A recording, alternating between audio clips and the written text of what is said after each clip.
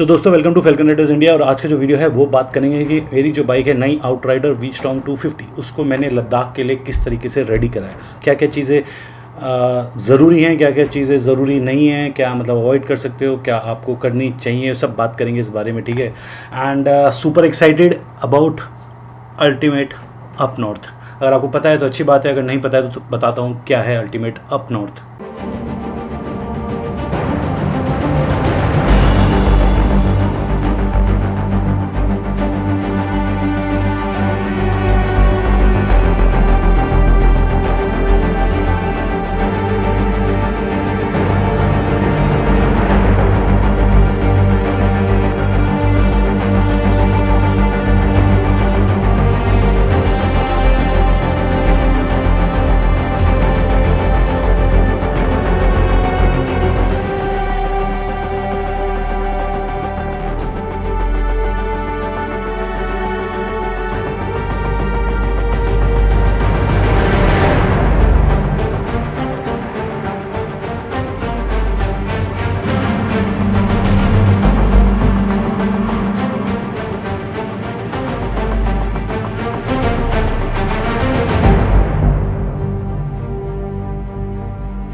और बस निकलने ही वाला हूँ, मतलब बस ये समझ लो कि बस कुछ दिनों की बात है, अब हफ्तों की भी बात नहीं है कि मैं निकलने वाला हूँ अपनी राइड पे। एंड उस राइड के बारे में तो बात होती रहेंगी। अभी जो बात है हमारी वो इस बाइक को लेके जो मेरी आउटराइडर है, आउटराइडर्स का नाम क्यों पड़ा है वो मेरे आप चैनल पे देख सकते हो।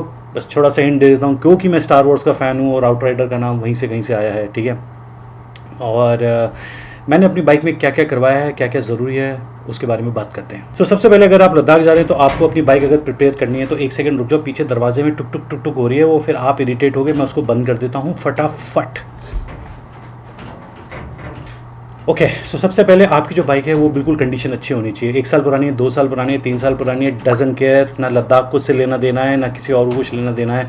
लेना देना आपको होना चाहिए कि बाइक अच्छी कंडीशन में होनी चाहिए, ठीक है। टूटी फूटी बाइक वहाँ नहीं जाएगी, ना लेके जाओ, समझ रहे हो, मतलब परेशान हो जाओगे। और बाइक की कंडीशन अच्छी होनी चाहिए। सर्विसिंग कंडीशन अच्छी का मतलब है कि टायर की कंडीशन अच्छी होनी चाहिए, आपके इंजन हेल्दी होना चाहिए, ये नहीं कि आपका इंजन का पिस्टन ख़राब हो चुका है, रिंग्स ख़राब हो चुके हैं, धुआं फेंक रही है, तो अपना जो भी इंजन का काम है वो करा लो। सर्विसिंग प्रॉपरली, चेन अच्छी कंडीशन में हो, टायर जैसे मैंने आपको बता दिया है, लाइट सारी जल रही हूँ, तो बाइक की कंडीशन अच्छी होनी चाहिए, कागज़ पूरे होने चाहिए, ठीक है।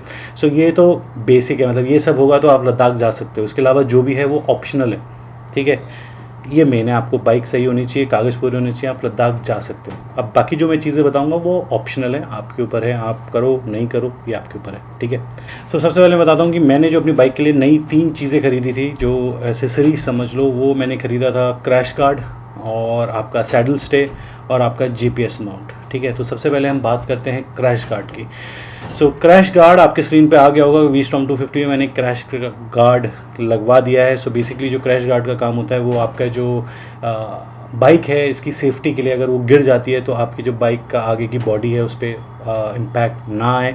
प्लस इसके जो एक्सटेंशन है, जो आपका क्रैश गार्ड है, अगर वो गिर जाती है तो आपका पैर ना पूरा फंसेगा नहीं, मतलब समझो वो थोड़ी सी, मतलब जब गिरेगी तो उठी भी रहेगी, क्योंकि उसमें जो एक्सटेंशंस लगे हुए हैं उसको कुछ बोलते हैं, मेरे को नाम याद नहीं आ रहा है इसलिए मैं उसको एक्सटेंशन बोल रहा हूँ, ठीक है। सो कुछ बॉबर्स कुछ तो ऐसे बोलते हैं, ठीक है। तो उस वजह से क्या होता है कि आपकी बाइक थोड़ी सी उठी रहती है, जब आप गिरोगे तो आप में फंसने के चांसेस थोड़े कम होते हैं। प्लस आपकी बाइक की जो बॉडी है वो बचती है क्रैश गार्ड से, ठीक है। प्लस आप क्रैश गार्ड मेरे लिए इसलिए भी इंपॉर्टेंट है, ये तो है ही, प्लस मैं वहाँ पे अलग अलग चीज़ें माउंट करता हूँ। क्या क्या माउंट करता हूँ वो आप मेरे पुराने सब वीडियोस में देख चुका हूँ। मैं अपना 360 का कैमरा वहाँ पे माउंट करता हूँ, गोप्रो के भी मेरे कुछ माउंट होते हैं, प्लस मेरी जो ऑक्सिलरी लाइट है वो भी मैं उसमें माउंट करता हूँ, वो मैं आपको भी थोड़ी देर में बताऊँगा, ठीक है।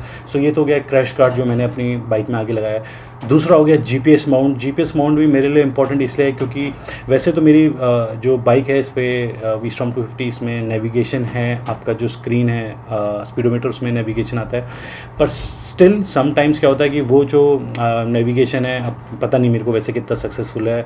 मैंने टेस्ट किया था तो अच्छा काम कर रहा था, स्ट्रिप पे भी मैं टेस्ट करूँगा। अगर बाई चांस नहीं कर रहा होगा और कहीं मैं फंस रहा हूँ तो मेरे को एक माउंट करने की जगह चाहिए जहाँ पे मैं अपना मोबाइल माउंट कर सकूं और उसका GPS और मैप्स यूज़ कर सकूँ, ठीक है। सो उसके लिए मैंने अपना एक जीपीएस माउंट, वहाँ पे मैं कैमरा भी माउंट करता था, पर इसका जो जीपीएस माउंट है वो थोड़ा छोटा सा है, तो वहाँ पे फ़ोन के अलावा और कुछ आएगा नहीं। सो ये उसके डिज़ाइन का एक फ़्लॉ है जो जहाँ से मैंने खरीदा है, कि वो जो उसका ऊपर जहाँ पे आप चीज़ें माउंट करते हो वो थोड़ा छोटा है, वो बड़ा होता तो बेटर होता।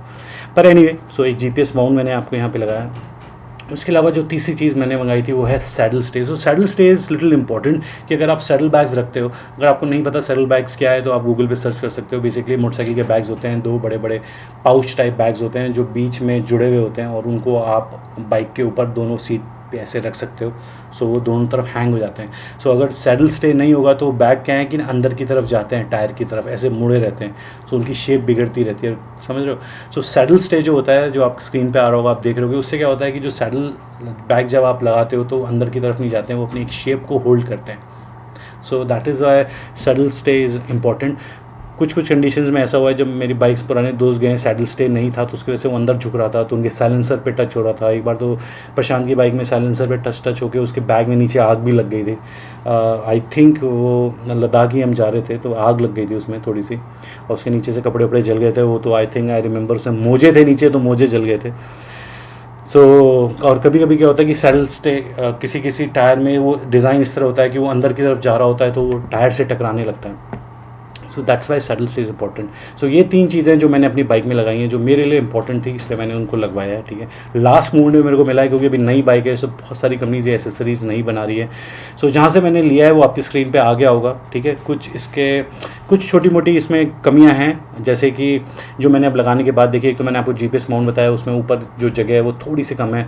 उसके बाद जो इसका सैडल स्टे जब मैंने माउंट किया तो उसके जो फुट पैक्स हैं पीछे वाले, वो फोल्ड हो जाते हैं। तो वो सैडल स्टे का डिज़ाइन इस तरीके से कि वो जो पीछे के फुट पैक्स हैं वो पूरे फोल्ड नहीं होते हैं ऊपर की तरफ। So that is not really, ऐसा भी कोई इससे फ़र्क नहीं पड़ता है, पर still it's a flaw, design flaw, अगर कि वो सैडल पूरे होने चाहिए थे, पर उससे मेरे को कोई प्रॉब्लम नहीं है। एंड या उसके अलावा जो मैंने कुछ चीज़ें इसमें माउंट करी हैं, जो मैंने अपनी मिलेनियम फैल्कन से चुरा ली हैं। मिलेनियम फैल्कन क्या, अगर आपको नहीं बताया तो मेरी वीडियो में सब कुछ है, पर फिर भी मैं आपको बता देता हूँ, उधर आप जाओगे तो मेरी जो दूसरी बाइक है वर्सेस 650, कावासाकी वर्सेस 650, और अब आप कहोगे कि मेरे पास कावासाकी वर्सेस 650 है, फिर आपने 250 क्यों ली, आप उससे क्यों नहीं जा रहे, इससे क्यों नहीं जा रहे, ये सब मैं वीडियो बना चुका हूँ, वो आप वहाँ पे देख लेना। सो एनीवे, कुछ चीज़ें फिर से खरीदने से अच्छा मेरे को लगा कि मैं वर्सेस 650 से उधार ले लूँ, लोन पे उधार ले लूँ उससे। मैंने वहाँ से ली नहीं है, मतलब उधार पे ली है मिलेनियम फैल्कन से। और वो क्या चीज़ें ली हैं, वो एक है आपकी जो मेरी इसमें बाहर डिज़ाइंस की जो मेरी ऑक्सिलरी लाइट्स हैं, वो मैंने उसमें से निकाल के इसमें लगवा दी हैं। उसके अलावा जो मेरा रैम माउंट है, जिसमें मैं कैमरा माउंट करता हूँ, कुछ भी माउंट कर सकता हूँ, वो रैम माउंट मैंने उसमें से निकाल के इसमें लगा लिया है। और प्लस जो उसका जीपीएस माउंट पे जो मेरा मोबाइल का जो माउंट है बेसिकली, जो आपने अभी देखा होगा पहले, वो मैंने उसमें से निकाल के इसका लगा दिया। वो मैं ग्रैंड पिट स्टॉप का यूज़ करता हूँ, काफ़ी सालों से यूज़ कर रहा हूँ। So working good for me. So मेरे को लगा ये फिर से ख़रीदने से अच्छा मैं उसमें से अभी ले लेता हूँ, ठीक है। सो जीपीएस माउंट जो आपका, जैसे मोबाइल माउंट करूँगा, मेरा रैम माउंट आ गया, मेरी ऑक्सिलरी लाइट्स आ गई, मेरा सैडल स्टे आ गया, मेरा और आपका क्रैश कार्ड आ गया। उसके अलावा बाइक में मेरी बाकी चीज़ें हैं ही, जैसे जो हैंड गार्ड्स हैं वो इसमें ऑलरेडी बाइक के साथ आते हैं, ठीक है। ग्राउंड क्लियरेंस इस बाइक की काफ़ी अच्छी है, और 250 के बारे में काफ़ी कुछ बता चुका हूँ पिछले वीडियो में। सो ओवरऑल मेरी बाइक इस समय रेडी है adventure for Ladakh and Spiti. तो बस अब निकलना है, मैटर ऑफ डेज़। कभी भी इंस्टा पे न्यूज़ आ सकती है, स्टोरी आ सकती है कि मैं निकल चुका हूँ। सो फैल्कन राइडर्स इंडिया इंस्टाग्राम से ज़रूर जुड़े रहिए, क्योंकि रियल टाइम पे मैं अपने पूरे ट्रिप के अपडेट्स वहीं पे देता हूँ, ठीक है। बड़ा मज़ा आता है वहाँ पे आप लोगों के साथ जुड़ने के साथ, ठीक है। सो फैल्कन राइडर्स इंडिया इंस्टाग्राम से ज़रूर जुड़िएगा, ठीक है। सो ये सब मैंने आपको बता दिया है अपनी बाइक के बारे में। एंड या जाने से पहले एक और वीडियो आएगा कि नहीं आएगा, यू नेवर नो, आ भी सकता है, नहीं भी आ सकता है। और अगर नहीं आया तो ट्रिप से आने के बाद मिलेंगे, ठीक है। So till then do whatever you want to do guys. चमकते रहो, मुस्कुराते रहो, बाय बाय।